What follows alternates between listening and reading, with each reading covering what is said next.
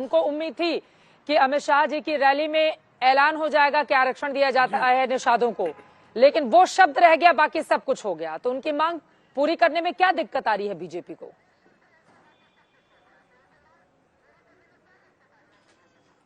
देखिए, निश्चित तौर पर जो भी आरक्षण का उनकी जो मांग है, समाज के उन्नति के लिए, समाज के कल्याण के लिए निषाद पार्टी ने जिस तरह की मांगे रखी हैं उसका यथोचित सम्मान किया जाएगा। प्रक्रिया के अनुकूल उनको आरक्षण उपलब्ध कराया जाएगा।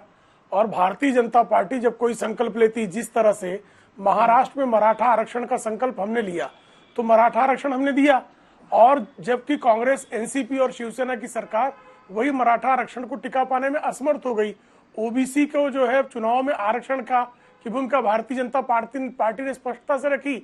आज वही ओबीसी आरक्षण जो है कांग्रेस, एनसीपी और शिवसेना नहीं दे पा रही है। तो भारतीय जनता पार्टी प्रक्रिया का पालन करते हुए निषाद समाज के कल्याण के प्रति पूरी तरह से प्रतिबद्ध है। और आदरणीय संजय निषाद जी इस बात से भलीभांति परिचित है कि भारतीय जनता पार्टी की सरकार ही निषाद समाज की अधूरी मांगों को पूरा करने में समर्थ है। चलिए ठीक है, अब मतलब आपके और निषाद पार्टी के बीच क्या कुछ चल रहा है? कभी वो आंखें दिखाते हैं, 2 दिन के बाद मान जाते हैं, फिर कुछ मुद्दों को लेकर अपने मतभेद सामने रखते हैं। उस पर नहीं जाते हुए वो भी दावा कर रहे हैं 2022 में बीजेपी की मजबूत सरकार बनवाना है। लेकिन अब सीधे मैं आपके पास आते हुए मनोज यादव कक्कू साहब, चूंकि आज खुद मुख्यमंत्री की ओर से मथुरा में कहा गया है कि अनुपयोगी मैं सिर्फ अपराधियों के लिए हूं, और अखिलेश यादव ने कहा था कि वो उपयोगी नहीं अनुपयोगी हैं उत्तर प्रदेश के लिए, तो सीएम के इस बात पर क्या है जवाब आपका? अपराधियों के लिए अनुपयोगी होते चित्रा, सिर्फ अपराधियों के लिए ही अनुपयोगी और दुरुपयोगी होते तो मैं समझता हूं कि सबसे पहले उनका जो बुलडोजर है वो अजय मिश्रा टेनी के घर पर चलता। क्योंकि अजय मिश्रा टेनी ने, जो जनरल डायर ने स्वतंत्र भारत के इतिहास में लोगों पे गोलियां चलवाई, कम से कम उसने सामने से गोली चलवाई। लेकिन भारतीय जनता पार्टी और योगी जी के सरकार पोषित मिनिस्टर ने, जिनके ऊपर देश के लॉ एंड ऑर्डर की जिम्मेदारी हो, उनके सुपुत्र ने लोग किसानों को किस तरह से रौंदा आपने देखा ही होगा। और फोन टेप का मामला निजता का मामला है, और निजता का मामला आप अगर संवैधानिक रूप से देखें तो व्यक्ति का मौलिक अधिकार होता है।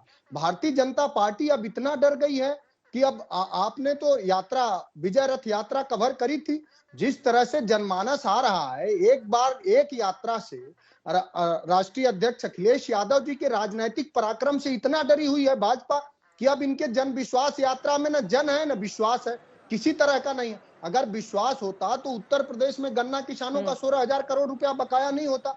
हम आप जब बात कर रहे हैं तो पूरे प्रदेश में किसानों के धान की फसल बर्बाद हो रही, 1,000 रुपया प्रति क्विंटल किसान धान बेचने को मजबूर है। कहीं भी एक भी क्रय केंद्र नहीं खुला हुआ है। तो अब भारतीय जनता पार्टी से उत्तर प्रदेश का आम जन ये जानना चाह रहा है कि उनका किसान की आय दोगुनी कहाँ हुई। ये आरक्षण की बात कर रहे हैं, मैं खत्म कर रहा हूँ चित्रा जी, मेरा नाम कक्कू नहीं काका बताइए प्रेम शुक्ला जी। आप, मैं आरक्षण पे कह रहा हूँ।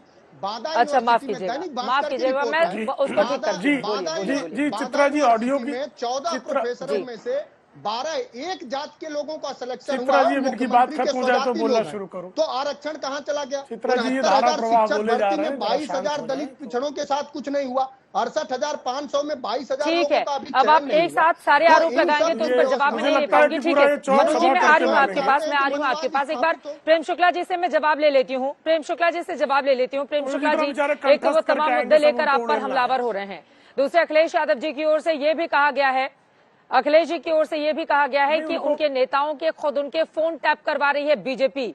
जब हारती है तो फिर शुरू कर देती है फोन टैपिंग करवाना और आईटी रेड पड़वाना। क्या है इस पर जवाब आपका?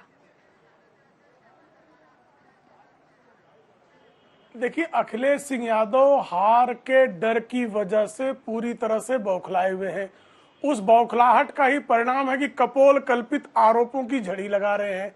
उनको कपोल कल्पित आरोपों को लगाने के अतिरिक्त क्या है किसानों के मुद्दे पर बात कर रहे हैं। 38,000 करोड़ रुपयों के कर्ज में उत्तर प्रदेश के किसानों को आकंठ डुबा कर ये गए थे। उन 38,000 करोड़ रुपए के बीच में बोल रहे हैं, इनको जरा समझाइए कि ये जो है समाजवादी पार्टी पार्टी है, लेकिन ये गुंडागर्दी है, इसमें ठीक नहीं है। चित्रा जी, मैं शांत हो जाता हूँ। चित्रा जी, मैं गुंडों के साथ कैसे बहस करूं? अब उनको बोल लेने दीजिए। चित्रा जी, मैं रक्तपात करने वाले रक्त चरित्र वालों से कैसे बहस करूं? नहीं, ठीक है, ये इस तरह की टिप्पणी से नहीं, ठीक है, व्यक्तिगत टिप्पणी नहीं, इस तरह की कोई टिप्पणी नहीं। मुद्दे पर आइए। मनोज जी, आप इंतजार कीजिए अपनी बारी का। एक बार प्रेम शुक्ला जी की बात करें। ठीक है, बोलिए।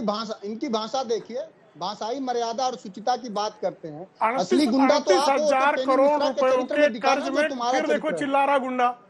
ये गुंडे को चुप कराएं, लंपटों को चुप कराएं, झूठों को चुप कराएं। जरा शांत हो जा भाई, शांत हो जाओ, आराम से, शांति। कम से कम भाषाई मर्यादा देखिए, भाषाई मर्यादा तुम्हारा चाल चलन सर, मुद्दे पर तो आते हैं ना। बिल्कुल, एक सेकंड प्रेम शुक्ला जी, हम भाषाई मर्यादा का ध्यान रखें। मुद्दे पर आइए ना, मुद्दे पर आइए।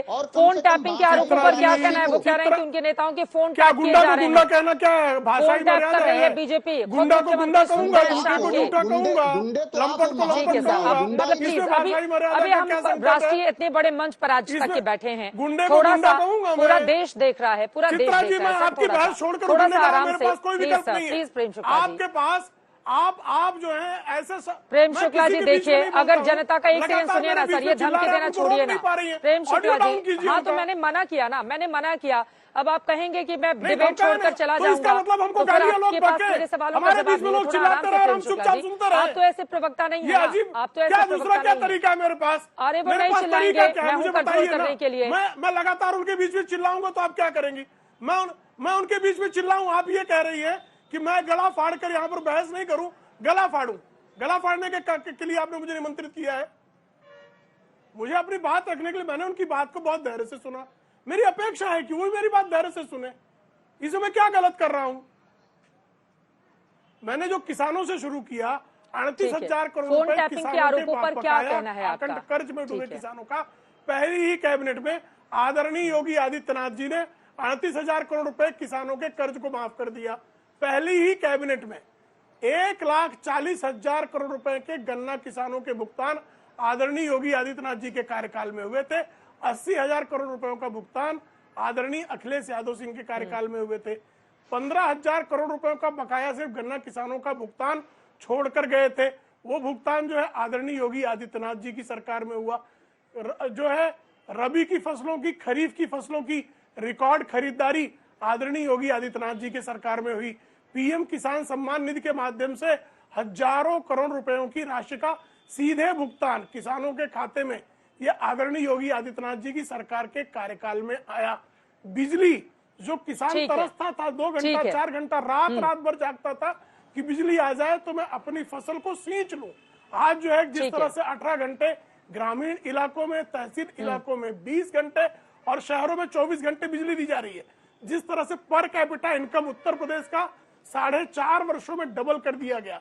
जिस तरह से उत्तर प्रदेश में 685 किलोमीटर एक्सप्रेसवे, सपा और बसपा दोनों की सरकारें 2007 से 2017 के बीच में जितना उन्होंने एक्सप्रेसवे का निर्माण किया था, उसका 1.5 गुना। अब मैं बाकी के दोनों मेहमानों को भी लेकर आना चाहूंगी। अभय दुबे जी, एम एस खान जी भी बहुत देर से इंतजार कर रहे हैं।